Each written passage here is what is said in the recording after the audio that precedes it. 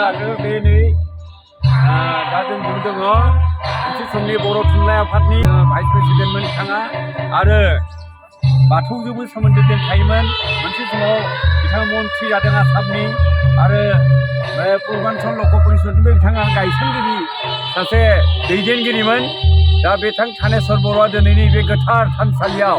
सिना खनानि गोथार थानसालियाव सफैनो हानायाव रायजो राजायाबो गोसोजों बिथांखौ अनसायदों आरो जोंजों दङ जोंहा बारग' EM लोमसाव दैमारि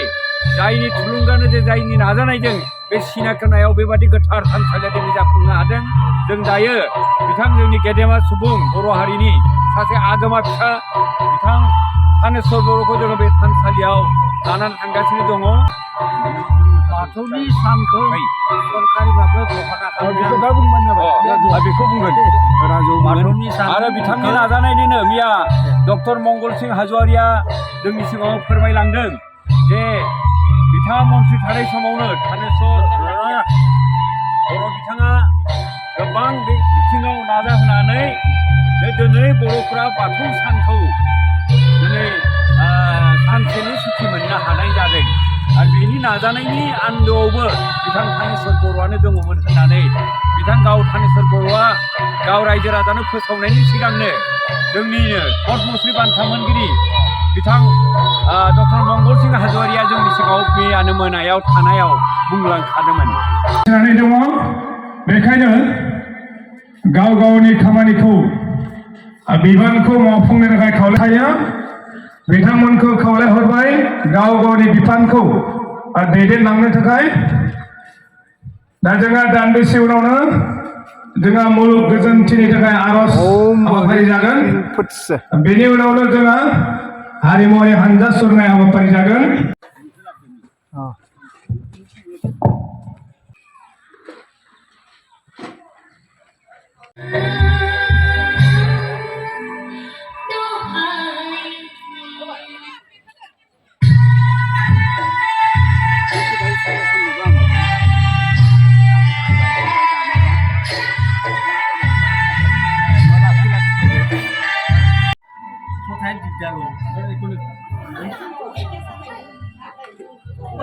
जोङो आवगायबोगासिनो दङ नैबे गोथार थानसालियाव जोंनि बारग' मन्थ्रि बर' थुनलाइ आफादनि मोनसे समनि भाइस प्रेसिडेन्ट आरो दायो बर' थुनलाइ आफादनि बिथाङा लाइफ मेम्बार जानानै दङ बिथां थानेस्वर बर'खौ जोङो बे थानसालियाव लानो फैनो मोननानै जोबोद गोजोनदों आरो बिथांखौ लानानै फैदों दिनै जोंनिनो सासे गेदेमा सुबुं बे थानसालिखौ लुफुंनाय कमिटिनि रिजार्भेसन कमिटिनि आरो डेभेलपमेन्ट कमिटिनि जौगा आरो बेखौ हमथाना लाखानायनि मोनसे कमिटिनि बिथां लोमसाव दैमारिया बारग' EM बारग' मन्थ्रि आरो बिथाङा दुलाराय बर' फरायसा आफादनिबो मोनसे समाव गाहाय नेहाथारिमोन दा बे खामानियाव जोबोद गोसो गोथारै बिजिरसंनायखौ नुनानै जों गावनो जोबोद गोजोनदों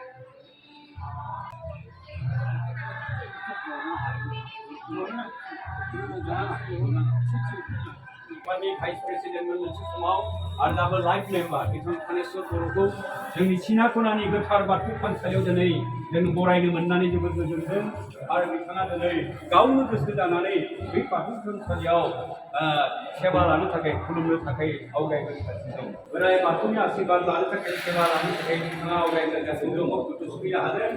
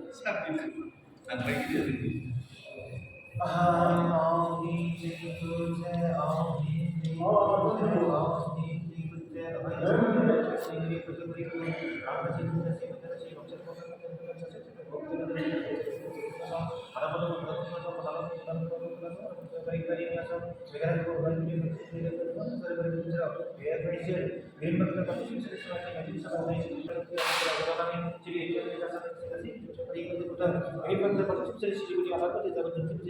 diberikan informal arif jadi dari diberikan apa kemudian sasaran apel itu tipik pada alam dan unsur nada apa itu betul menghasilkan pula mengapa kalau itu sih itu karena sehingga ada ini ibu dari apa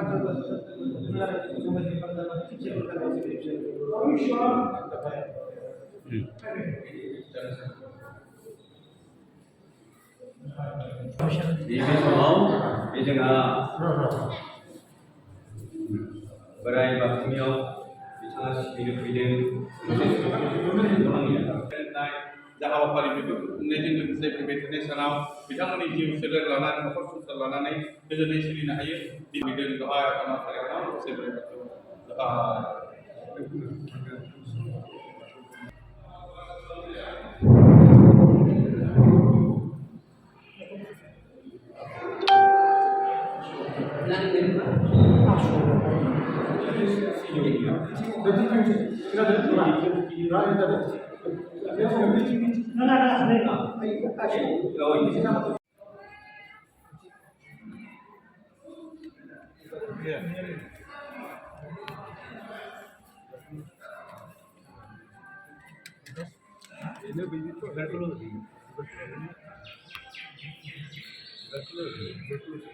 네, जोंनि बे सिजौखौनो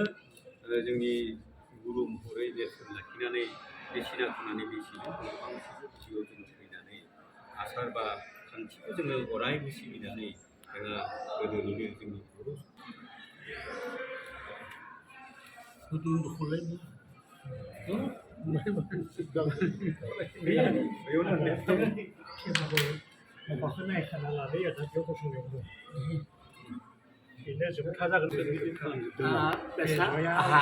हाया बेसां 14 बिगा बे आदायानो मोनसे बिबु बर'आ थांनानै मिनिस्टारखौ खुलुमनो हा नागिरनायाव बाथौनि थाखाय बिथांखौ लिंहरदोंमोन आंनाव बिथाङा बिथाङा किमान मानसि लाखियो होनना बुंदोंमोन दिनै गरसु गथ'बारि बिनि हाया जाबाय बिहा गोसो गैया आं गोसो बिबु बर' आदाया आंखौ खुलुमनो लांदोंमोन बै खालिनो लिंहरदोंमोन आरो बेयाव साहा बागान खुलिनो 160 बिगा लाया बेखौ माबाबानो गोमादोंमोन ना 160 बिगा बेसेबां होदोंमोन सारा माने मिनि टि गार्डेना आंसो दिहुनदों औ आलफानि गथ'फोरखौ बसायनो आंनो बैयो होनदोंमोन आरो 160 बिगा 160 बिगा तामुलफ्रावबो रायदों आंखौ खैलामायावबो रायदों थारमाने आंनो बिथाङा लिंनानै माने सासेनो 30 बिगा होयो 30 बिगा सानै जुदि लोगो नाङोबा 60 बिगा साथामबा 90 बिगा साब्रैबा 100 बिगा साबाबा माने 150 बिगा बेयाव जुदि अफिस खुलिनो मेनेजारनि न'लुनाय बा फेक्टरि खुलिनोबा 10 बिगा 160 टोटल 160 बिगा बे प्रजेक्ट बोर्ड माने बदलिया मार्केटआव जादों जुदि फंबायनि थाखाय बिबा कंग्रेसआनो सुंदों माबोरै 160 बिगा लाबो बे सार्कुलारखौ सिगांनि सरकारा बानायदों बे मथेसो होदों बेबायदिनो आंनोबो आंखौ लिंनानै लाना बरिया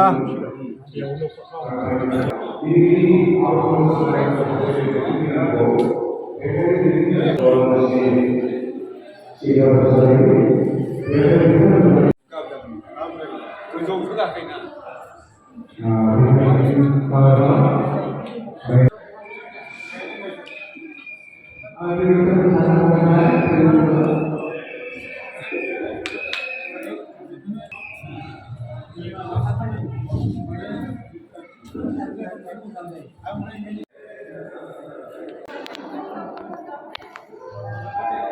जौगा कमिटिनि बिथां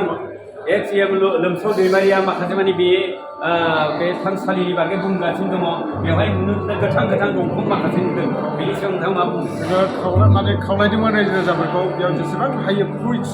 माने फिथाइ सामथाइनि दंफां गायसनफैनांगौ आरो लोगोसे मेडिसिनेल प्लान्टस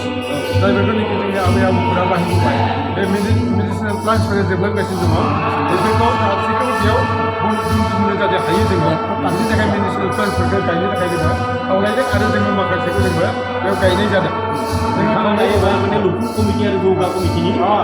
आथिखालाव दा बे हिरिम्बा बाथौ थानसालिनि प्रिजार्भेसन एन्ड डेभेलपमेन्ट कमिटिनि आफादगिरि आच्छा बे हिरिम्बा बाथौ थानसालिनि सोरगिदिं जायफोर बिफां नार्सारि बा बायदिसिना बिफां लाइफां नुनो मोन्दों बेवहाय गोबां निश्चय मेडिसिनेल प्लेन्ट दङ माखासे दं गोबां आरो जोंनि गोबां देहानि थाखाय खालामबावदों बे थालांनाय खिनाखौ जोङो गायनो थाखाय रायजो राजाफोरखौ खावलायदों आरो लोगोसे गभर्नमेन्ट आरो बेहाय जों नुनो मोन्दों बेहाय नुनो सार बाहाय जे गिदिर फुख्रि मोनसे जावनानै दोननाय दं बेहाय नाफोर फिदों नामा बेनिफ्राय मोनसे इनकामनि माबा फैयो नामा सुबुंफोरनि थाखाय एसे जाहाथे मनोरन्जन मोनो बिनि थाखाय बेयाव खासियाव माने दङ 10-12थासो दङ खासियाव आरो लोगोसे माने ना दङ गिदिर गिदिर ना दङ एसे बे नाखौ जोङो खिन्थु कुनु दिन माने जानाय नङा आरोखि बेखौ निश्चय जानो थाखाय नङा बेखौ रां समायना खालामगोन मन्दिर लुनो थाखाय नै फैबाय था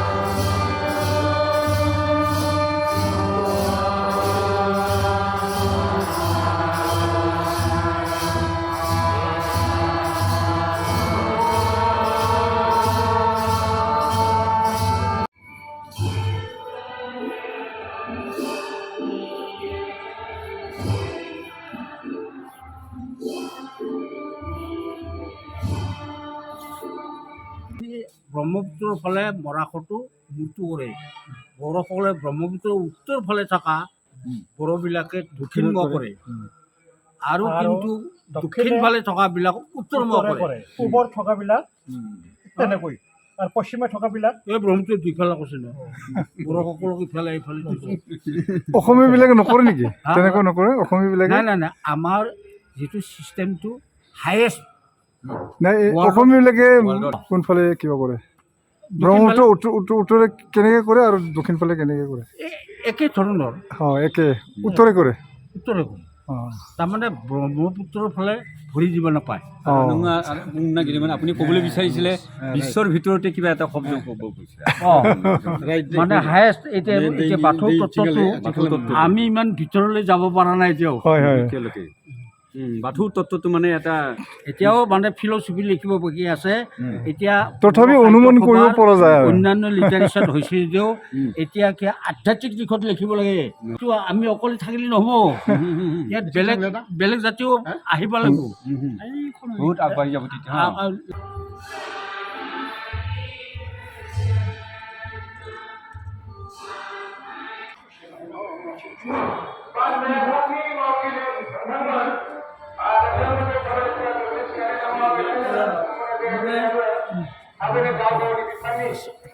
नोंथां गोथारै ना नङा गोथारै दङ ओरैनो बे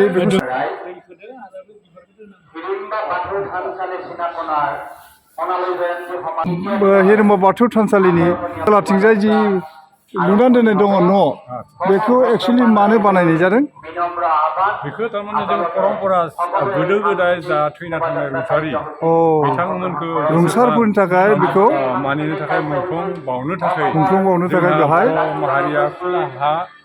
बे न'खौ एबा बे स्थानखौ लानाय जायो गोथैसि बावनाय रोखोम बावनायनि थाखाय नाथाय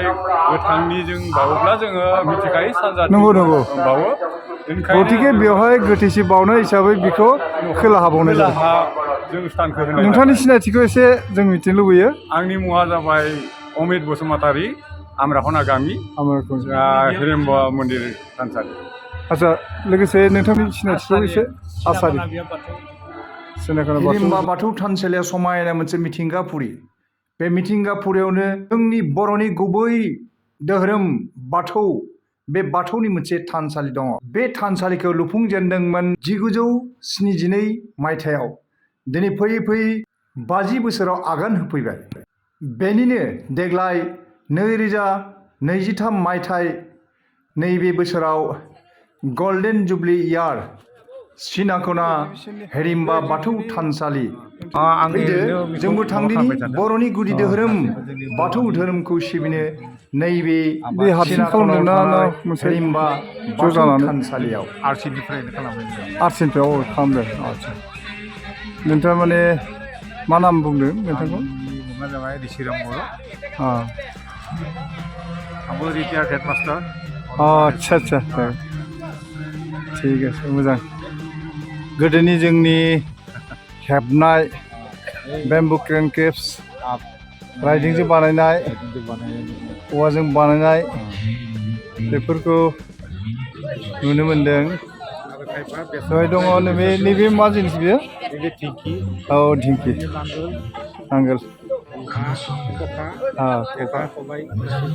बै जंब्लिब बिदिया मा बुस्थु बियो ना हमग्रा फल' नामा बैयो जेखाइनि खाथि ना फल' बुङो गंगोना दं नामा गंगोना आच्छा दामनाय देनायबो दोङो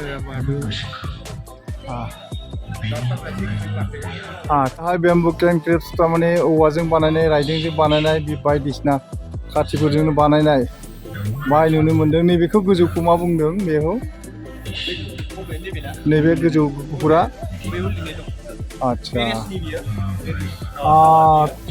पेरिसनि टावार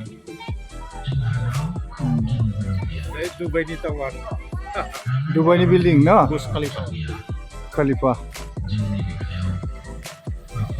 लिरनाय दं ना रुस खलिफा दुबाइ खैराबारियाव माबा सिनकनायाव नुनो मोन्दों हिरिम्बा बाथौ थानसालिनि गल्डेन जुबली इयाराव बाय दिन्थिफुंनाय मोनसे एक्जिबिशन दाउ बेबो मोनसे बिल्डिं इटालि बरिया वाल गायहेन खखा खाखि दंना गैया खाखिबो दंना फिसा बिदिनो खखा खाखि आरो सेन दङ सालिनि जगार दङ बेन्था दिन्थिबाय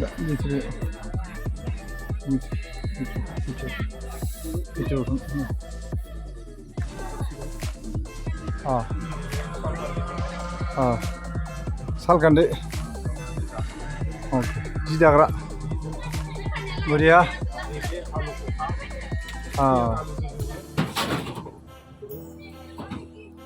थिग दं जोबोर मोजां थेंक इउ एक्जिबिशन बुक फेयार जोंनि बरमानि थुनलाइ पाब्लिकेशन बरमा बाक्सानि